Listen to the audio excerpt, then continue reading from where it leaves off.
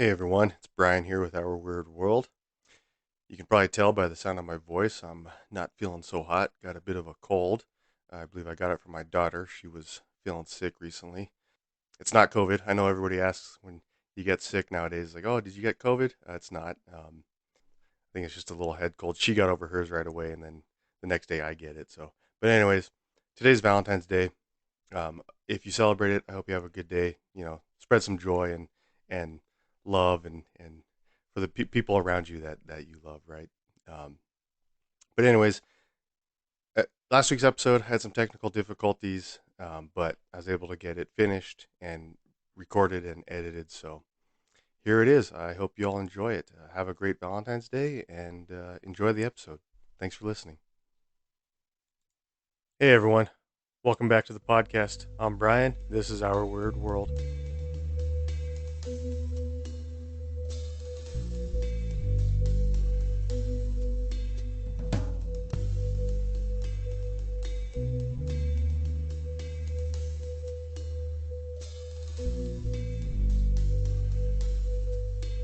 Hey, I hope that everybody's doing okay out there in the world. Hope that things are good. Um, so each morning I like to sit down and get online and check the news around the world and see what's going on, see if there's articles that relate to my podcast, if something that I could do a story on and whatnot, as I start to do whatever research for whatever episode I'm doing. And like a lot of people earlier this week, I saw articles related to the earthquake that hit Turkey and Syria. It was very large, powerful earthquake that caused a lot of destruction. And as of today, February 9th, one of the articles I was looking at, I believe they said that there are about 15,000 deaths, which is just, I, it's so unfortunate. Um, if you live in that part of the world, I just hope that you're okay. Yeah, it's really devastating what happened. It was a large 7.8 magnitude earthquake that struck the area, and they're still trying to account for people even now, even today, days later. If you are interested in wanting to help in some way, if you're on the other side of the world and you just want to provide, a donation to help somebody, help a family out, International Rescue Committee, they have a website, help.rescue.org, and they have a page on there where you can donate. It's titled "Devastating Earthquake, Syria and Turkey." They have one-time donations. They have monthly donations. You can do a custom amount donation, whatever. It helps with providing emergency kits for families, shelter, anything like that. So if that's something that you can do, if you can provide in any way, I think that would be a good thing to get behind, a good cause. I'm sure there's other organizations out there that you can also get a part of and to help. So, but anyways, I saw this. I saw the news about it. Again, it's extremely devastating what happened. I take stock in feeling fortunate that I live in an area that doesn't have earthquakes like this. I live in central New Mexico, specifically in Rio Rancho, which is near Albuquerque. Now there is a fault line actually underneath Albuquerque, but it's we have earthquakes on the regular here every year, but they're so small that you don't notice them. It's you never. I've never felt one, experienced one here ever. When I lived in Southern California, I did experience some. When I lived in San Diego, nothing major like this, but I had felt some minor ones that were near that area down in Mexico and other areas close by. But yeah, it's truly devastating what happened there, and I hope all the best. But I was looking through the news again a couple days ago, and articles kept popping up related to this, and I saw one. Let me see. Let me go to it in my notes here. I have it saved.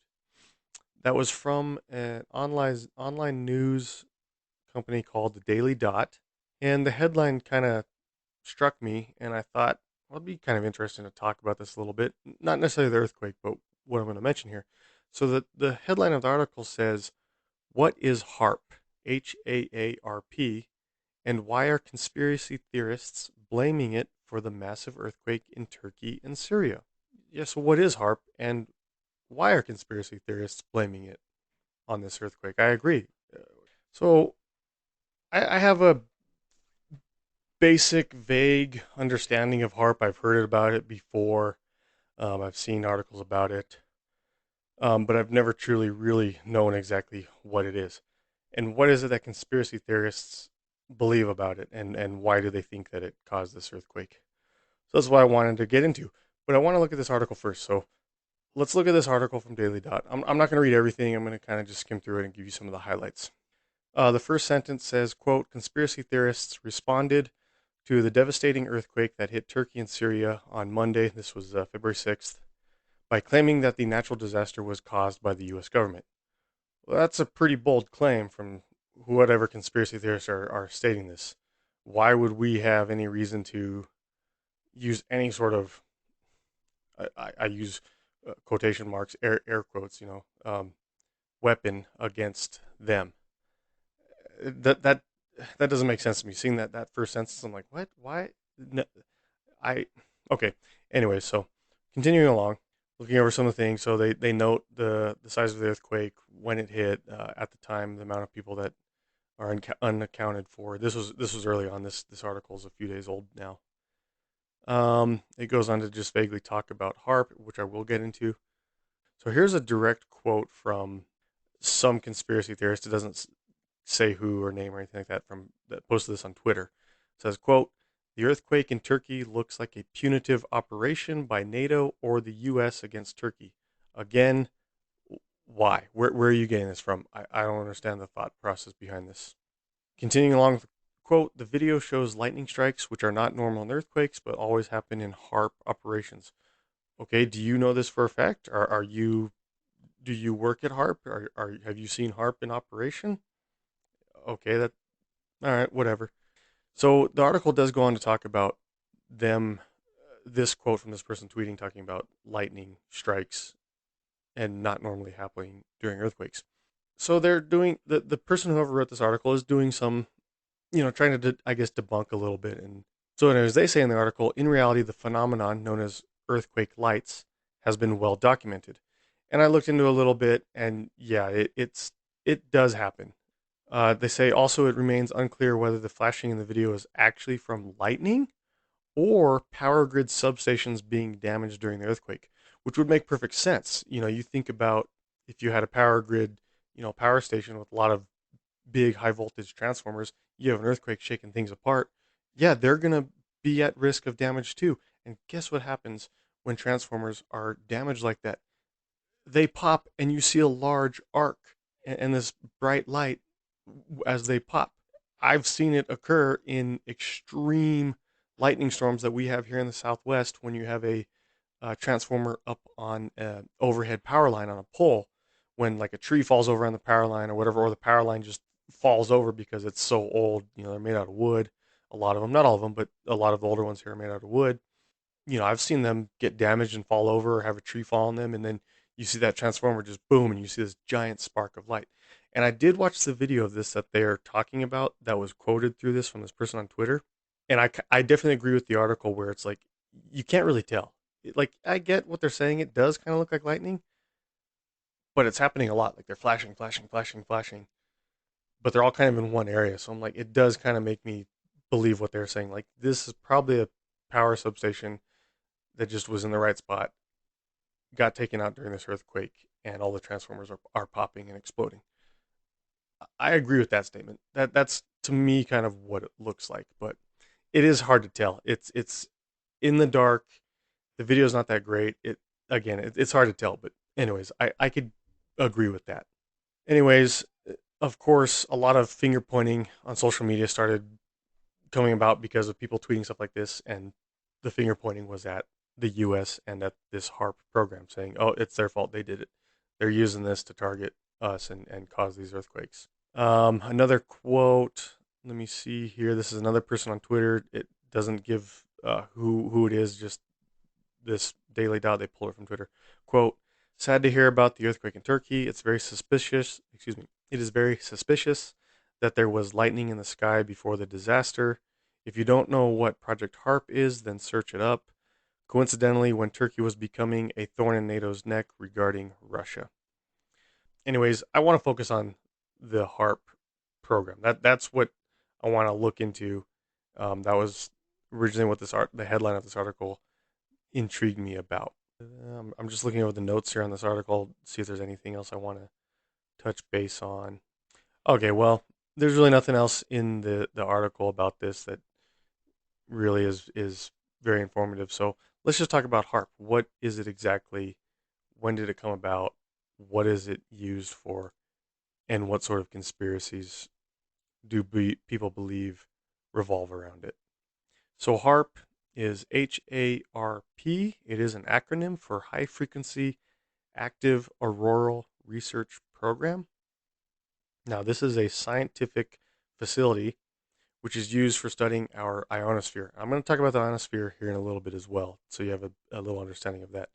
It is located just north of the town of Gakona, Alaska, which is approximately, I believe, if I have, let me check my notes here, approximately 450 kilometers east of Anchorage, Alaska. It's in a very remote um, wilderness within Alaska. This facility, it uses instruments in what they call its ionospheric research instruments, which is an array of 180 radio antennas that are spread over an area of about 33 acres. So I'll give you a little brief note about the ionosphere. I want to talk a little bit more detail about it later, but just a quick note. The ionosphere is the outermost layer of the Earth's atmosphere. It begins at about 50 kilometers or 30 miles above the Earth's surface. And within the ionosphere, it contains atoms and molecules that are ionized, hence the name ionosphere. Basically, what that means being ionized, excuse me, is that they lose an electron and become positively charged, these atoms and molecules that are within this area, the ionosphere, as they're hit by the sun's ultraviolet light. The ionosphere is, it makes sense with the HAARP program because it's of particular importance for radio, because lower frequency radio frequencies, a bit redundant there, lower radio frequencies are reflected off of the ionosphere, which can allow for long distance communications. So you can aim a low frequency, a low, a low frequency radio signal up to the ionosphere, and it will be reflected in the ionosphere great distances. So you can use it for communications around the globe. At higher frequencies, radio communications with satellites, they actually pass through the ionosphere. They don't reflect off. So it's your lower frequencies that reflect off the ionosphere. Your higher frequencies go right through it and are used for satellite communications. Also, the ionosphere is where you get your auroras, so like your aurora borealis. Those occur when when solar wind particles collide with the oxygen and nitrogen atoms within the ionosphere, and that's how you get the beautiful aurora borealis, or the I can't remember the name of the one in the southern hemisphere. Aurora borealis is in the northern hemisphere. Can't recall what it's called in the southern hemisphere. I'll have to look that. I can't recall I used to know what it was called, but anyways, the auroras. That's how they occur. So this IRI, or the ionospheric research instruments that are used at the HARP, they transmit on a frequency between 2.7 and 10 megahertz. That's very low frequency, with a power of approximately 3.6 megawatts. They transmit these radio waves upwards into the ionosphere. Again, like I mentioned before, where they cause the electrons to move in waves. And basically, what this next sentence I'm going to read is kind of where some of the conspiracy theories begin with HARP, and people have pointed towards them to a lot of things. So the HARP instruments producing these frequencies that are going up in the ionosphere is has been known to be an ionospheric heater, so called because the excitation of the electrons increases the temperature within the ionosphere. So this has led a lot of conspiracy theorists to they're able to control weather, or change weather through the HAARP program. So also with it increasing the temperatures there, this is also it is the most powerful ionospheric heater in the world. By altering the density of the electrons in a specific region, scientists using HAARP, they can study how the ionosphere reacts to the changing conditions. That's one of the things that they're doing up there. Because the ionosphere's significance for radio communications, like I mentioned, you can reflect radio frequencies, lower frequency radio signals up through there. In the early 1900s, oh my gosh, in the early 1990s, not the early 1900s, it would be the late 1900s, 1990s, the U.S. Air Force and the U.S. Navy, they are the ones who proposed the HAARP project. And then later, the Air Force actually began the construction of it in 1993. So the site near Gakona, Alaska, was chosen primarily because the area was very flat. The ground was very, very flat in the area. They needed a flat area where they could build these antennas at. And it was also very close to the North Pole region where the auroras occur. So they wanted to be able to study them there, somewhere near that area. So they found this location there near Gakona, Alaska, nice and flat, suited the terrain. The terrain suited it very well, and it was near the North Pole, near the auroras where they occur. Turned out to be a perfect spot where they could build this project. The HAARP site, it is noted that it is near a major highway. There is a highway. I was actually looking at like Google Maps or Bing Maps earlier. Let me pull it back up here. So if you're on Google Maps or some sort of or Google Earth or Bing Maps or something like that, you can type in Gakona, Alaska, Gakona, and like I said, it's going to be quite a ways east of Anchorage, Alaska, a little bit northeast. So if you zoom in, the highway that they're mentioning that I just mentioned is Highway 1, or also called Glen Highway Talk Cutoff. Talk is TOK. And if you follow that road out of Gakona, looking at a map, and you go a little bit north, just a little ways, it's not very far. Let me see if I can find it here. I'm actually looking right now as I'm talking. I had it pulled up earlier, but I closed it, so I'm trying to find it again. There we go. There it is. So let me actually put it on here. I'm going to see. So if we do directions from Gakona to there, it's 9 miles from the center of Gakona, north on this Highway 1. And you will see that it is just off to the west side of the highway. And you see this like little building, I say little, pretty large building, just off of the highway. And you'll see, and it's off of a dirt road. You'll see this large white kind of L-shaped building. And then you continue down the main road from there just a little ways, and you're going to see this big square grid. And you're going to see all these rectangle things. They're white colored. Those are generators. And then you're going to see these like black spire looking things. Those are the antennas. Obviously, from a top down satellite image view, it looks kind of odd. You just see the square grid with these white rectangles in the middle, and you see these black things almost look like shadows of like a tree. Those are the antennas. They're actually quite large. They're a lot larger than I actually thought originally. They are, let me check my notes here. They are about 72 feet tall, I believe is the notes I had. So, yeah, 72 feet tall, the antennas they are.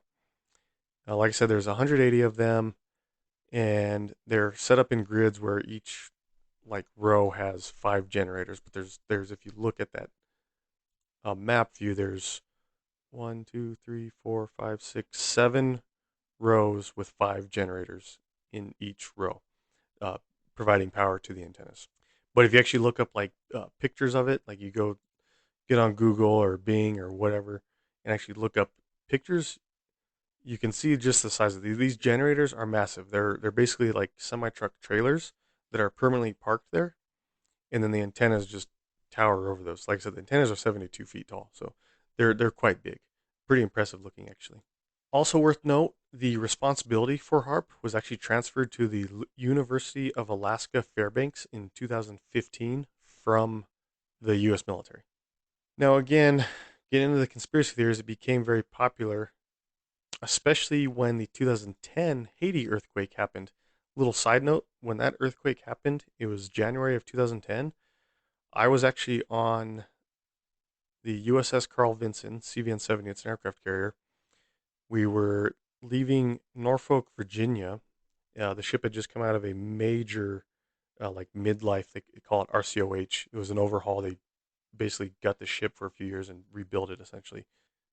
We were literally leaving the morning that earthquake happened to go on a small deployment around South America. We actually had a lot of Canadian sailors with us. We were supposed to do some operations with the Canadian Navy.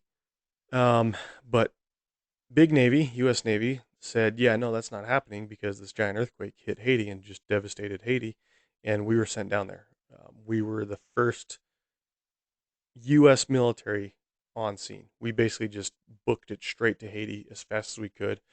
We picked up a few um, other military personnel off the coast of Florida from, I believe it was from Jacksonville. I know we went back to Jacksonville later to get supplies, but I believe they came from there because we got a lot of helicopters that came on board with us, helicopter squadrons that were basically flying supplies and people back and forth, and we were there providing humanitarian aid. We were food, water, medical supplies, etc. We're just trying to help them. But anyways, that was interesting being a part of that, helping those people. But when this earthquake happened in 2010 and ravaged Haiti, the Venezuelan president at the time, Hugo Chavez, he actually blamed the HAARP program for causing that earthquake. So this is one of the big ones that really first came out. He was like, "Oh, it's their fault. They caused this earthquake. They're over here doing all this stuff with changing weather and all this craziness going on, and they caused this earthquake." Why would we cause an earthquake to attack Haiti and kill thousands of? That's my question. It doesn't make sense to me. But anyways, most such theories about HARP are its concerns of its use for weather modification and also for mind control. Yeah. Um, in response to a lot of these theories, HARP scientists have noted that the ionosphere is far above the troposphere and the stratosphere, which is where Earth's weather actually occurs. So this is far up above where the weather actually happens. If you look at the physical science of Earth and how it works, how our weather works, how our weather systems work, like I said, they happen within the troposphere and the stratosphere. The ionosphere is far above that. So scientists are like, yeah, we're not messing with the weather. We're doing these radio frequency testing up in the ionosphere. We're not messing with the troposphere or the stratosphere, which is where weather occurs. So, anyways, and the HARP scientists have also stated that the amount of energy that the IRI deposits into the ionosphere during these tests is far below that which is supplied naturally by the sun and the effects of solar radiation. Far lower than that. So the effects you're getting from the sun and solar radiation naturally is far worse than what they're doing. It's a much lower frequency than what is being naturally blasted all the time from the sun. So, with that being said, people still blame HARP constantly for weaponizing the weather, if you will, and stating that the organization deliberately creates destruction on a global scale, causing earthquakes, cyclones, flooding, snowstorms, and other natural disasters around the world. A lot of critics of HARP assert that it has the capacity for sending microwave radiation beneath the ground, strategically pinpointing fault lines, and that the size of HARP's field of antennas have the potential for tremendous damage to the environment, as unlike other ionosphere research centers across the world, only HARP has the ability to focus the energy from the field onto a specific spot in the atmosphere. This is a quote coming from other conspiracy theorists that I've seen. Another quote of one of countless earthquakes claimed to have been linked to HARP was an Iran-Iraq earthquake that killed around 500 people in November of 2017. Despite tensions between those two nations and the United States, obviously we've had obviously ongoing tensions with Iran. There's the wars that have occurred over 20 years now with Iraq. So of course conspiracy theorists are going to hear that, and so a lot of people have said, "Oh yeah, they caused this earthquake there between Iran and Iraq that killed 500 people." I I don't believe this. I don't believe that this is true.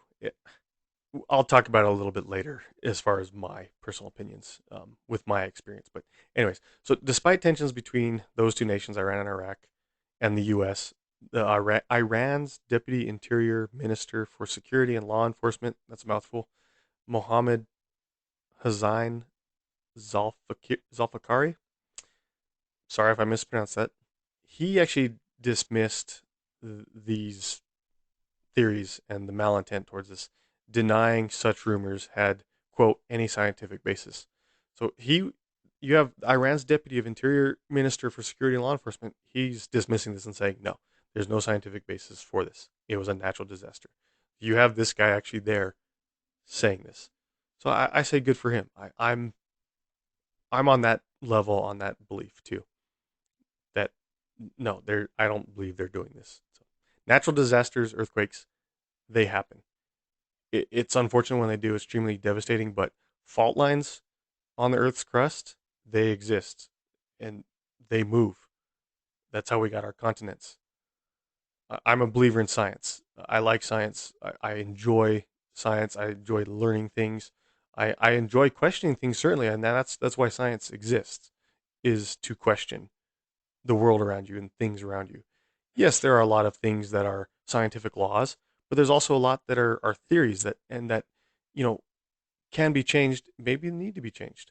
But that's the beauty of science. It's questioning things around you, the world around you.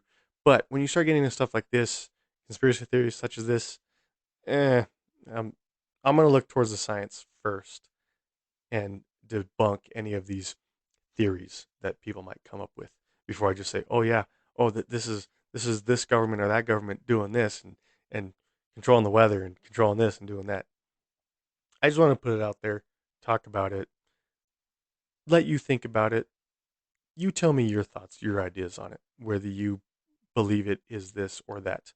I'm okay with if you believe in these conspiracy theories. That's fine. I've known a lot of people that are conspiracy theorists. If I use the scary quotes in the air, that believe these sort of theories, and that's fine. There's nothing wrong with that. If that's something you want to believe in, great. Let's have a constructive conversation about it. I would enjoy that. I've done it before with other people I know, and it's like, let's just talk about it. What are your thoughts and ideas? What are my thoughts and ideas? Let's get together and talk about it. Anyways, that's my little rant. So again, this Iran deputy, he dismissed it, saying rumors had no scientific basis. Given the fact that branches of the U.S. government have openly discussed technologies which would be used to interfere with weather and cause Earth changes, it is difficult to dismiss these critics so quickly, right? And okay, that's kind of the point I was getting to with having a constructive conversation. But again, I'm still a believer in science. Moving along. In 2005, the Air Force actually stated, quote, weather modification will become a part of domestic and international security and could be done unilaterally. It could have offensive and defensive applications and even be used for deterrence purposes.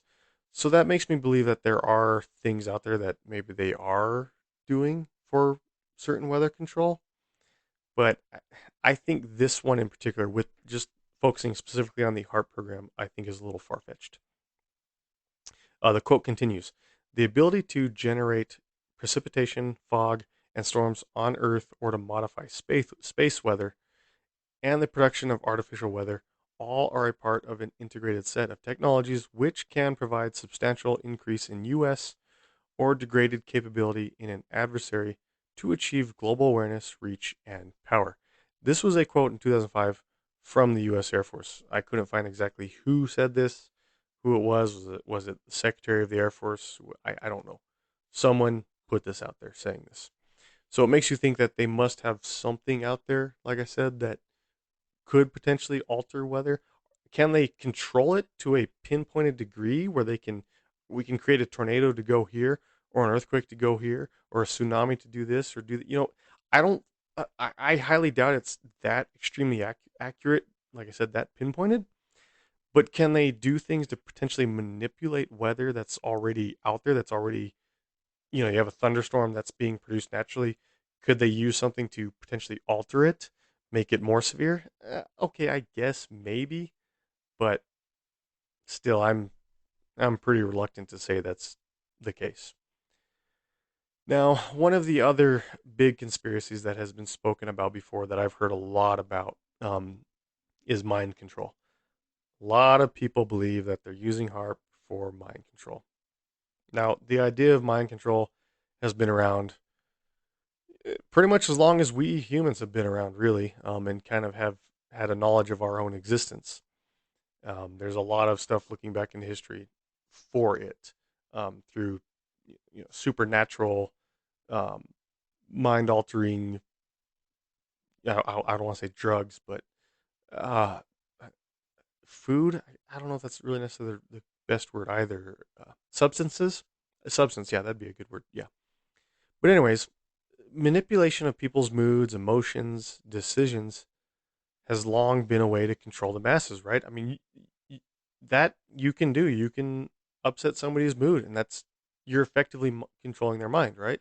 It falls under that mind control. Somebody's emotions, all sorts of manners through media, whatever. It is only recently that technology has been employed to do this job efficiently. What was once considered science fiction is what they say now fact. Again, this is coming from conspiracy theorists.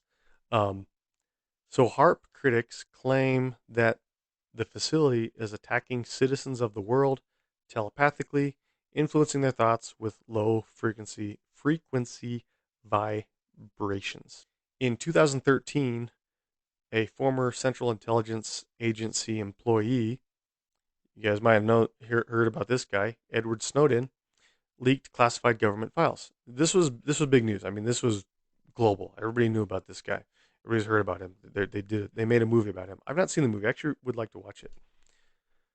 Some of these government files, according to what he leaked, revealed that HARP's numerous global surveillance systems. Excuse me, I misread that. Sorry, I'm misreading my own notes here. Former CIA employee Edward Snowden leaked classified government files, some revealing HARP's numerous global surveillance systems. So basically saying that they have like a global system linked with the HARP system there in Alaska. Allegations are that natural geomagnetic waves are being replaced with artificial VLF, which is very low frequency, ground waves matching the frequency of human brain waves.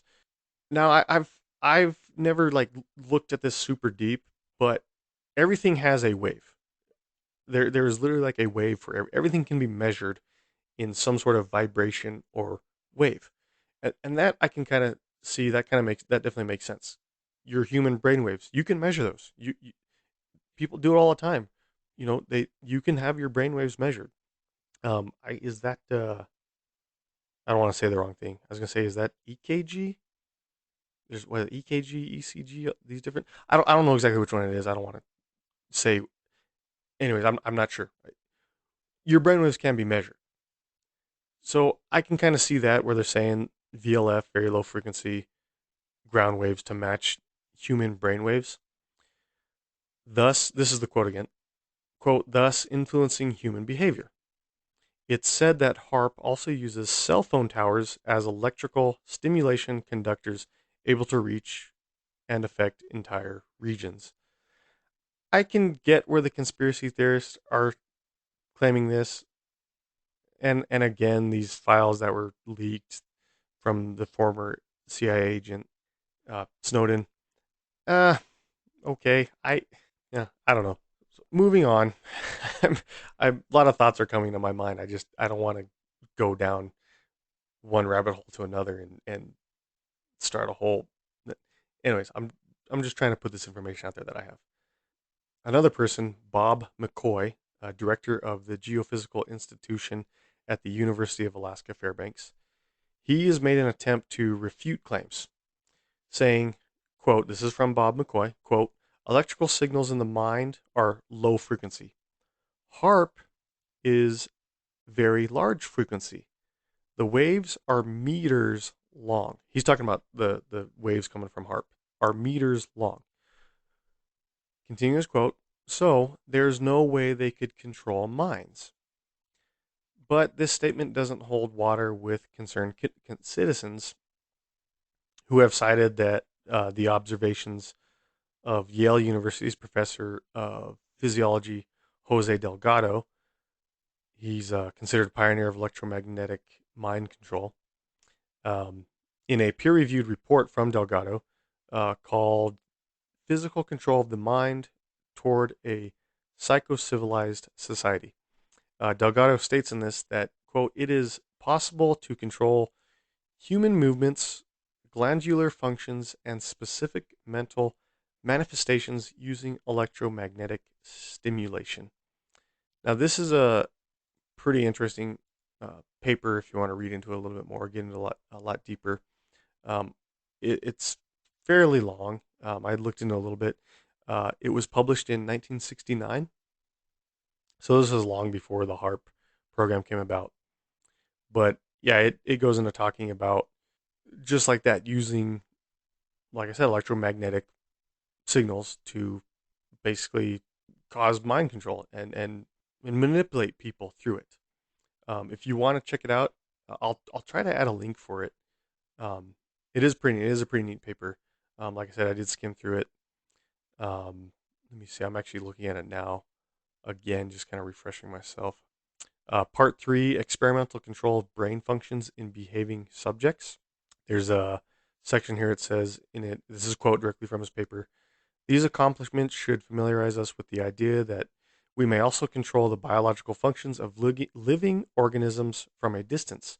Cats, monkeys, or human beings can be influenced to flex a limb, to reject food, or to feel emotional excitement under the influence of electrical impulses reaching the depths of their brains through radio waves purposefully sent by an investigator.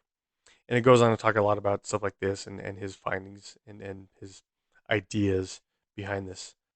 Let me see. Here's one, another directly from his paper. Quote, the contraction of frogs' legs is similar regardless of whether the muscle is stimulated directly through its motor nerve or through the brain. And this muscle action is also comparable to its activation during voluntary movement of the intact frog. The applied electricity does not create the limb movement, but acts only as a depolarizing agent, starting a chain of events which depends on the properties of the stimulated organ. Continues along. The mechanisms for contraction and relaxation of the muscle fiber are pre-established in the biological structure of the cells. Electricity, like the nervous system itself, acts as a trigger for these purposes. And it goes on very similar about things like this, of how the electrical system within a body controls your muscles and everything, and to move, and how using radio frequencies you can tweak this essentially and control it and literally physically control someone. So it's an interesting read if you want to really dive into it. But getting back to where we were, talking about some of the conspiracy theories. Okay, here's another good one. So communications and the Columbia shuttle. Because of HARP's futuristic seeming research and the organization's official stance that it is developing future tech tools, including the aforementioned radio frequency transmitters, skeptics assert it has the fortitude to disrupt communications networks. They claim HARP has the capacity to dismantle entire electronics communications systems with its far-reaching technologies. Um, Again, based on where it's shooting these radio frequencies to, I don't know. Again, I'm going to talk about a little bit here in a moment about the ionosphere and its and how and radio frequencies up there. But anyways, related to this capability, there's accusations that HARP was behind the malfunction of the Columbia Space Shuttle crash in 2003. Again, that's one that I think the conspiracy theorists are reaching a bit with that one. That's a bit of a stretch for me. They're basically claiming that it was responsible for destroying the craft's electronic devices. Yeah, I okay. There's a radio engineer named Marshall Smith who was monitoring HARP on the fateful day of this event, who backs up the claims, contending that HARP was, quote, operating in missile defense mode starting about 90 minutes before Columbia's reentry and then for about 90 minutes afterwards. Okay, great. They're out there doing their research, their studies. That means they're responsible for bringing down Columbia? Okay. Again, it seems a little far reaching. An official investigation, however, did report that a damaged wing was actually responsible for the malfunction and caused the tragic loss of the Columbia space shuttle. So again, it seems like they're reaching a bit, again, trying to point finger at HAARP and blame them for these things that happen, when in all reality, it was a damaged wing on the Columbia space shuttle. There's actually a really good documentary that I watched about this, about Columbia, a while back. I watched it maybe a year and a half ago. I want to say, was it on Netflix or Hulu? One of the streaming platforms, one of those two. I want to say Netflix. I'm not quite sure. I can't remember exactly. But it was like a 3 or 4 part documentary about it. It was really interesting, actually.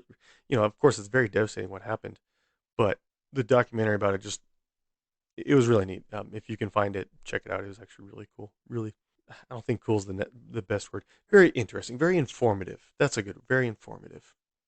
If you want to learn more about the Columbia disaster.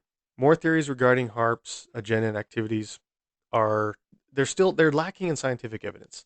That's the thing. A lot of these theories are these people coming out and grasping at straws. Oh, they did this again. This radio engineer. Oh, they were operating 90 minutes before and after the Columbia's disaster in what he calls a missile defense mode. They're the ones that did it. Okay, where's your proof? What I couldn't find anything else that back up his statement. There are, of course, outspoken irate critics that just flood social media and the internet and try to drown out all the scientists and scientific attempts to explain all these accusations. Um, Now HARP has even attempted to open its doors to the public. They offer guided tours to clear the mystery of skepticism. Of course, you're going to get conspiracy theorists that think, "Oh yeah, they're going to let me come in on a tour," but they're not going to be operating these missile defense mode or anything like this at the time. Yeah, come on in, check it out. You know, you're going to get all sorts of claims, but anyways, they open up tours, et cetera, et cetera, and you're still going to get conspiracy theorists that are going to make claims. Anyways, there's another one that comes to mind. Another detractor. I'm going to leave the person's name out of this, but this was a person that visited the facility during an open house in 2016. This person maintained, quote, even though it's open to the public, there's a lot of things they don't tell you about it. Or what they do, we're not gonna we're not getting the whole truth. And there's still classified information about that facility. Well, sure. I mean, any sort of place like that, there's going to be things that they're going to hold close to the chest. They're not just going to let you in there and see everything and have at it.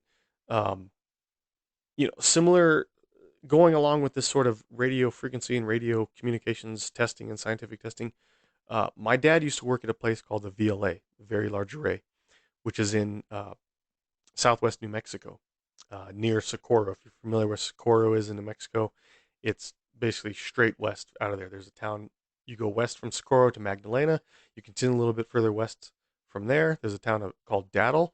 The VLA is basically smack right in the middle between Magdalena and Daddle. It's these three arms that are, if I remember correctly, 13 miles long each from the center. So massive. It's in this area called the San Augustine Plains. It's this big, huge, open plain that's surrounded by mountains. And effectively, they're using the natural environment as like a giant satellite dish. Now they have all these railroad tracks on these arms that they can move and different antennas, satellite antennas along. They have, oh gosh, it's been a while. I believe is it 21 or 27 antennas that they operate. Then they have a few like in rotation for maintenance, things like that. Anyways, my dad worked there as a maintenance technician. He worked on the antennas, but they use it for radio astronomy. Is what they do. They shoot radio frequencies into space to create images of the stars, of the galaxies, etc. They can move the antennas along these tracks further out or closer in, depending on what they're trying to do. Whether they're trying to pinpoint a small area in space, or they're trying to see a large, vast area. I've been there before myself. I've gone on tours of it with my dad. He's shown me a little bit more than probably most can if you just go there as a public citizen or private citizen, excuse me, whatever. If you go there as a citizen and you go on their public tour, you're not going to be able to see as much as I was allotted to see thanks to my dad. But even then, it's they're not going to show you every little thing, every minute aspect of what they do and the things that they're doing. Yes, they are running when you can go there. You can see, see them running and what they're doing. It's really neat. It's really interesting. But even a place like that, they're not going to you're not going to see everything that they're doing. I just wanted to put that out there. Something like that.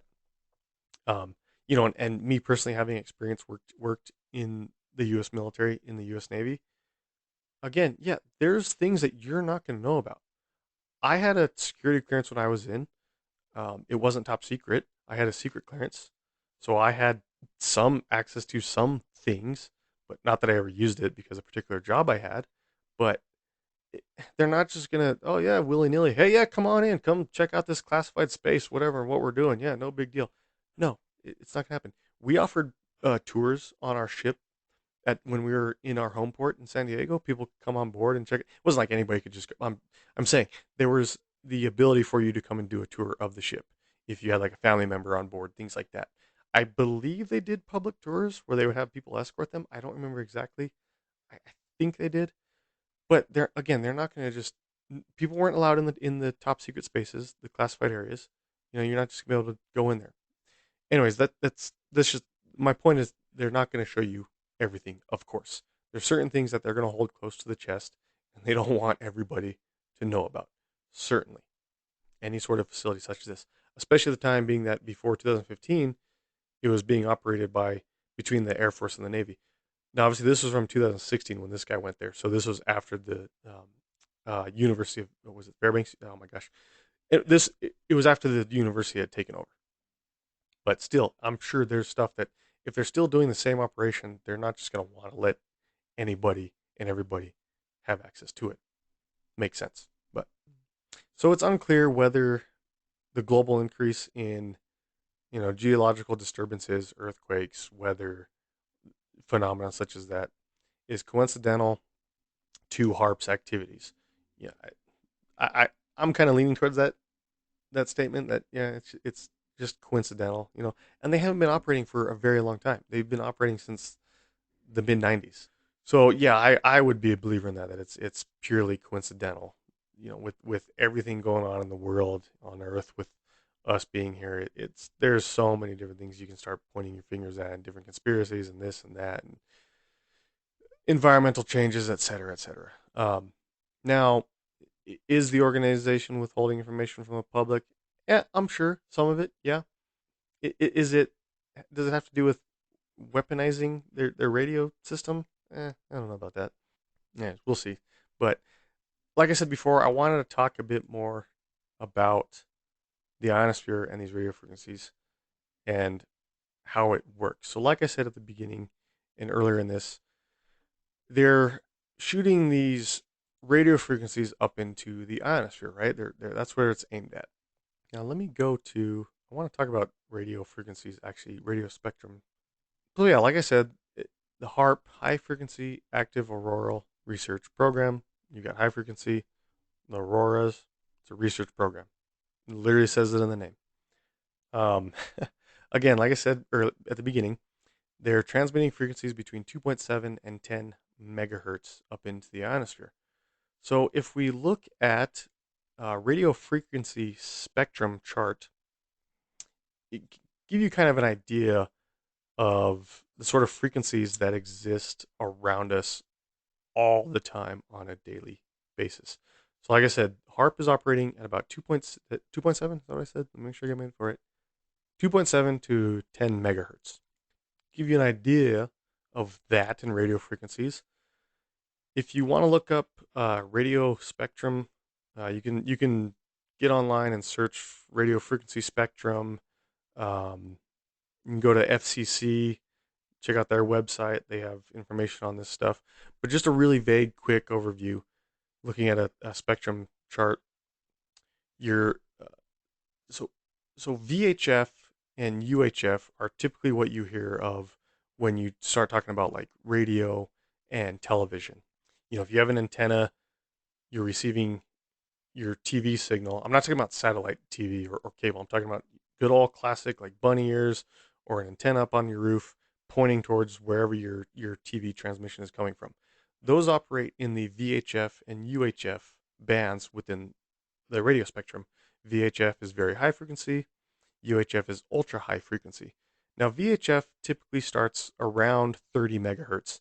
So this is more than triple the frequency of what HAARP is operating at.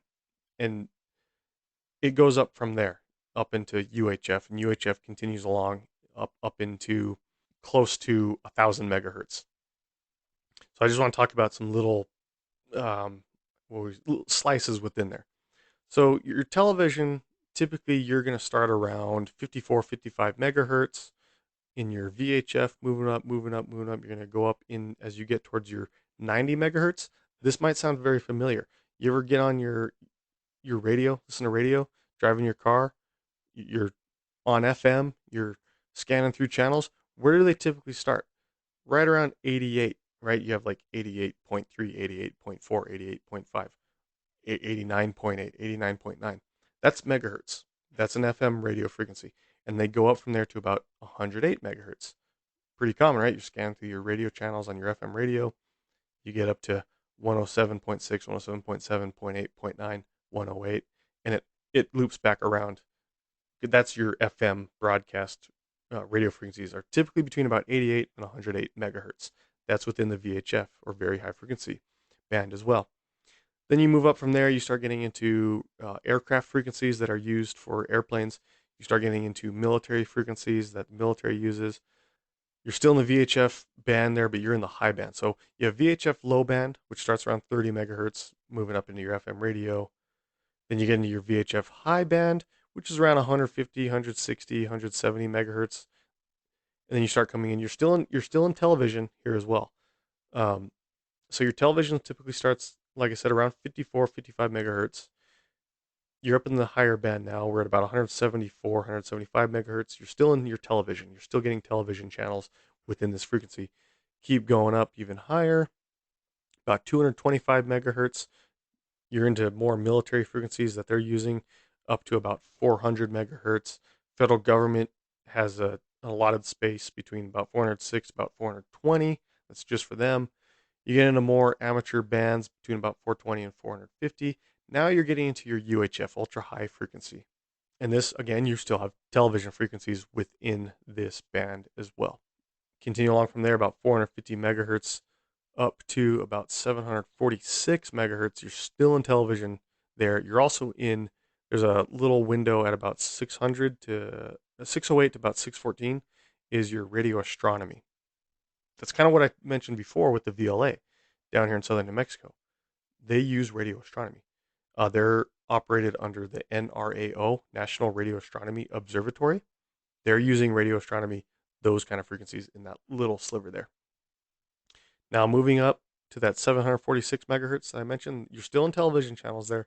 But now you're getting out of television channels from that. So television operates in a huge range from as low as about 54 megahertz up to this 746 megahertz.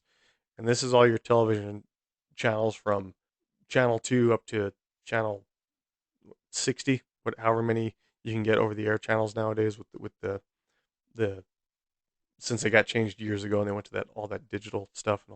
Above above the 746 megahertz is when you start getting into your cellular carrier frequencies, up into your 800 megahertz, moving towards the 900 megahertz. That's where you're getting into your cellular carriers. So that's just a brief overview of your radio spectrum, just to give you an idea. So again, like I said, HAARP is operating 2.7 to 10 megahertz, really low, well below even all of these frequencies that are being used for radio and television, all this and other aircraft frequencies and military, all this, your amateur radios, etc., things like that. But again, the ionosphere is where they're shooting these frequencies, which is way above where the weather happens. Like I said before, your troposphere and your stratosphere is where Earth's weather occurs. Above that, directly above so you have the troposphere, the stratosphere, directly above that is the mesosphere, and then above that you have the ionosphere, and then the thermosphere and the exosphere.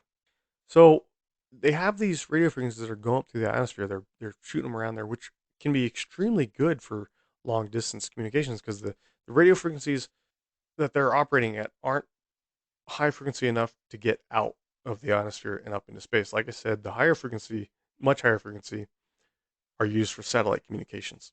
So the ionosphere is really good to reflect these radio frequencies back and forth between Earth. But the problem is that they're not the most accurate. Yeah, you can have repeaters around the world. You know, they use it for cell phones, they use it for television, for radio, whatever. You can have repeaters all over the place that can help with your even locally in a facility. When I was on the ship that I was on in the Navy, I was part of our ship security. We had handheld walkie-talkie radios that we to keep in touch with each other. You're on a giant steel tub essentially. Radio frequencies aren't going to do very well inside there when you're inside of it. So they had repeaters all over the place inside there for our radios, so we could get clear transmission throughout wherever you're at.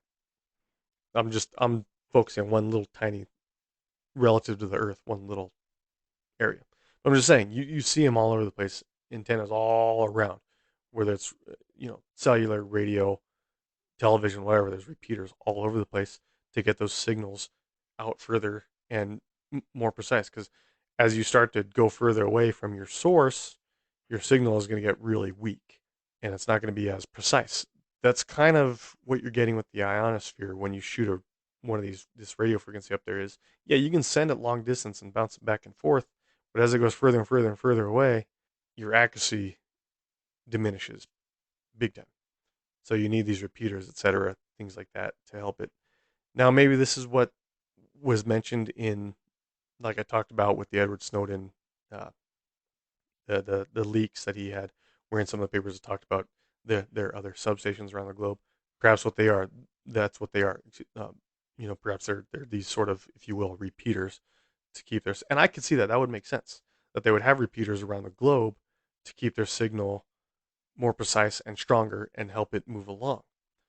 Because, like I said, it does bounce back and forth from the Earth to the ionosphere at these frequencies. But again, are they using it in a weaponized fashion or for mind control or for controlling weather? Me personally, I don't think so. I think that's a bit far fetched. I think it's really neat facility. I think that they're probably doing a lot of good research there. I mean, whatever. You know, if you don't if believe that, if you think there's some sort of grand conspiracy behind it all, that's fine. Let me hear it. I'd love to hear it. Again, I'd rather have a constructive conversation with somebody about it than people just one side versus another saying, "Oh, I'm right, you're wrong." No, I'm right, you're wrong. This is how it is. No, that's how it is.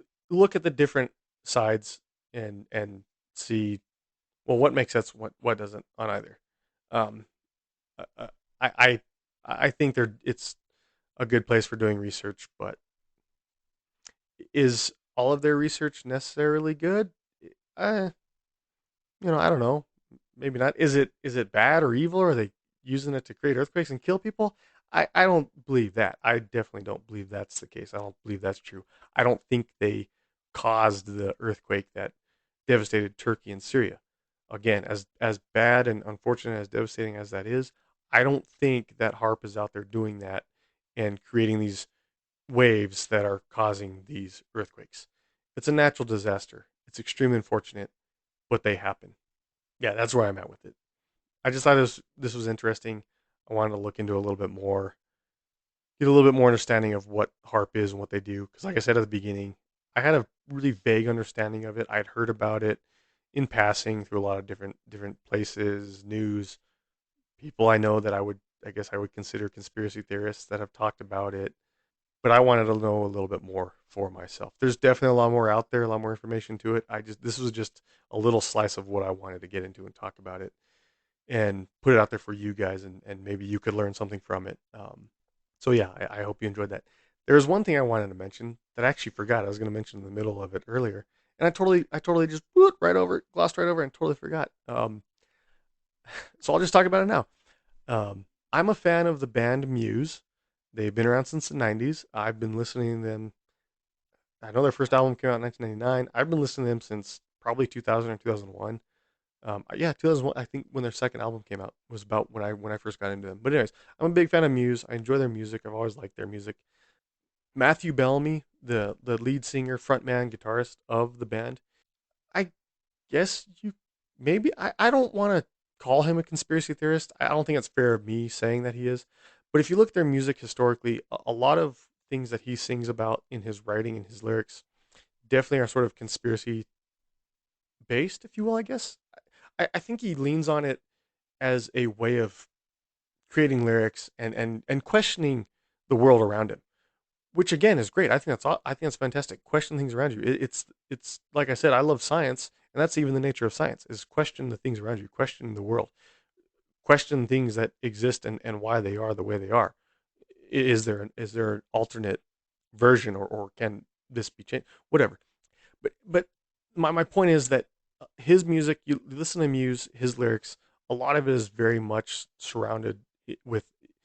I think he takes these ideas of like conspiracy theories and really uses that to create really interesting and unique lyrics and songs. And you listen to all their songs over the years, they have a lot of songs that are very much, um, you can tell they're influenced by that different conspiracies out there in the world.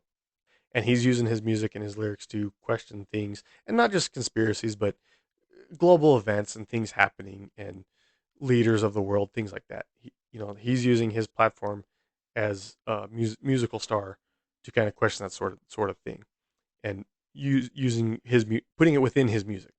There's a lot of good songs that are very much along these sort of conspiracy theories. One comes to mind is they had an album that came out in 2006 called Black Holes and Revelations. Really good album, really good songs on it. And this one definitely kind of revolved around a lot of sort of that idea of like conspiracy theories and questioning kind of the world around you and things happening. Came out in 2006. They did a big tour in 2007. Was it 2007? Yes, 2007. And they used HAARP, HAARP, as sort of the influence and basis and idea of their world tour, and it was literally called the HAARP. I don't know if it was actually HAARP tour, but they had a live album that came out. It was a CD DVD combo you could get that came out in 2007. Excuse me, it was recorded in 2007. It was released in 2008. From this, it was supporting this album that came out in 2006. But anyways, it was called the HAARP album, and their live set kind of spun off the idea of this HAARP facility and their radio frequencies that they're producing and their mind control and controlling the weather. And they kind of took this whole idea and used it as their stage set and their stage performance. It is actually a really good live video. If you haven't seen it, you know, get online, check it out. You can see plenty of uh, clips from it. If you have the DVD or even Blu-ray now, if they have it in Blu-ray, it's a cool live set. But yeah, the set itself was like it was like it had this look to it of like these antennas everywhere, and like again this whole idea of like questioning what they're doing, and it's really neat. So I wanted to mention that the album is literally titled HAARP, and it's spelled the same as this HAARP facility, HAARP, from Muse. So it's really good live set, really good live performance. I wanted to mention it, put it out there because of the nature of Muse and the music that they put out there and the sort of things that like I said, frontman Matthew, he likes to question these sort of things and go after these ideas and use it as inspiration for his music. And I think that's great. I like it. I like his music. I like their music, I should say, as a band. So I think it's awesome that he's doing that he's questioning the world around him and using it as inspiration for his music. So anyways, I digress. If you like their music, go enjoy it. Music's awesome. If you enjoy this episode, let me know. I'd love to hear from you. If you have thoughts on this on HAARP, your ideas on it, let me know. If you know more about it, better details or specifics about it than I do, yeah, let me know too. I'd love to hear that. I think that'd be fantastic to have a response from you all out there. What maybe you know. If you learned something from listening to this podcast that you didn't know about this, or if you didn't know about it at all, great. I hope I helped you. I hope I helped spark some sort of inspiration or idea. Maybe you'll go out there and research it more yourself, or question other things around you. Whatever. Anyways, Again, I do this for you. I hope you enjoyed it. So I certainly enjoyed looking a little bit more into it. Let me know. Find me on Facebook, Our Weird World. I'll have the link in the show notes. Send me an email, ourweirdworldpodcast@gmail.com. Those two are going to be the best places to get in touch with me. If you want to, I would appreciate it. If you have questions, comments, concerns, whatever, send me them there. I'd love to hear it. So I hope you enjoyed this episode. I sure did. Hope you're doing well. Again, that earthquake that hit Turkey and Syria, extremely devastating. They're still finding bodies, unfortunately. It's devastating. If you can help in any way, please do so. It's unfortunate what happened. But anyways, take care of yourselves. Be safe. Be nice to each other. Social media is crazy out there. I think I'm going to get rid of my personal Facebook. I'm only going to keep the one for my podcast. But it's just be nice to each other. Take care. We'll catch you next time.